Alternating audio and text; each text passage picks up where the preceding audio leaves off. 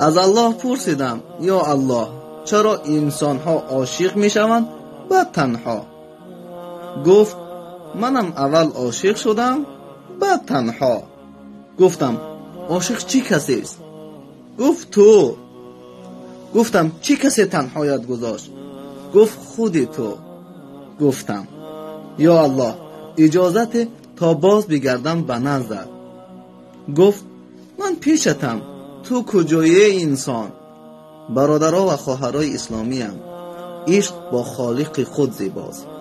اگر کسی که این عشق را ترک کرده باشد باز بگردد، در رحمتش باز است، همه وقت قبول می کند. سلام علیکم و رحمت الله و برکاته.